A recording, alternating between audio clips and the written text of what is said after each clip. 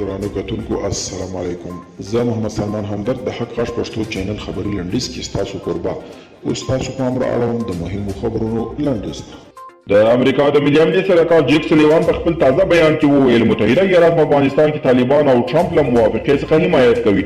هغه دا بیان نن د امریکا د سولې په انسټیټیوټ کې وکړ. سلیوان زیاته کړه د بایدن اداره له طالبانو درې شیان غواړي: اول د القاعدې سره روابط پرې کول، دوهم اوربند، دریم د افغان حکومت سره سیاسي مصالحه کول. همدا شرایط به د افغانستان په ارتباط د امریکای پالیسي رهبري کړي. د امریکا د دفاع وزارت وایي که چیرې طالبان د تروریستانو سره خپلې اړیکې پرې نه کړي او تشدد راکم نه کړي، د افغانستان کشاله سوله ایز حل به ډېر ګران وي. مګر هغه زیاتوي چې واشنګټن دې هڅو او کوښښونو ته متعهد دی. د اشرف غني سلاکار او د ننګرهار والي ضیاءالحق امیرخیل وایي د ستانکزي تاسو څرګندونې د جګړې دوام پلمه ده. په خوا یې د بندیانو خوشي کول د خبرو او اوربند شرط ټاکلی و، خو متحد پاتې نه شول.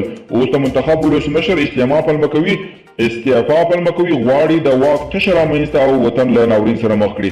هغه وایي ولس هوښیار دی، پوهېږي چې دا د هغو فرمایش دی چې ځواکمن افغانستان نشي زغملی.